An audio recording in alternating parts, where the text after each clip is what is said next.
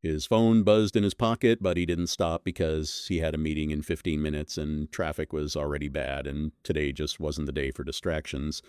Still walking, he pulled his phone out just for a quick glance and saw a message. "Hey, are you free to talk?" It was from her. He paused for a second, just enough to read it, but not enough to feel it.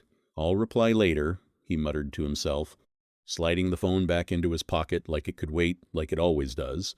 Because life gets busy, minutes turned into hours, meetings stacked on meetings, calls that could have been emails, constant noise, constant movement, and somehow none of it felt important later. By the time Ryan finally sat in his car, the sun was already going down.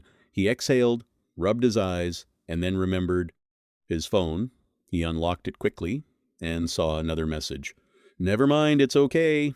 This time he didn't scroll past it. Something felt off, not loud, not dramatic, just quiet, too quiet. He immediately hit call, ringing. No answer. He tried again. Still nothing. Now his chest felt tight. That small, uneasy feeling started growing into something heavier, something he couldn't ignore anymore. Ryan started the car and drove without thinking.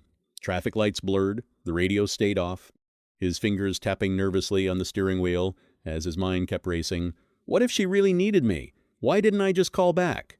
Every later suddenly felt heavier. He pulled up outside her place faster than he should have, got out and rushed to the door, knocking again and again until it finally opened. She stood there, eyes slightly red like she had been crying, but she was smiling, that quiet, "I'm fine" kind of smile that isn't really fine. "Hey," she said softly. Ryan tried to catch his breath. "I saw your messages," I called. But she gently shook her head and said, "It's okay. I just needed someone earlier, but I figured you were busy." And that's when it hit him.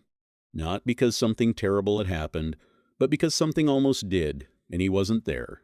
Not when it mattered, not when it was simple, not when it was just a message asking for a little bit of his time. Ryan stepped inside and sat next to her. This time, no rushing, no distractions, no checking his phone. He placed it face down on the table like it finally understood.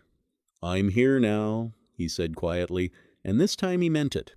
Because sometimes it's not about emergencies, it's not about big dramatic moments. Sometimes it's about showing up before they happen. Before silence replaces words, before "it's okay" replaces "I need you," before someone learns to stop asking. And in that quiet moment, Ryan understood something most people realize too late. Some messages aren't just texts, they're quiet calls for you, and the worst feeling in the world is realizing you almost ignored one forever.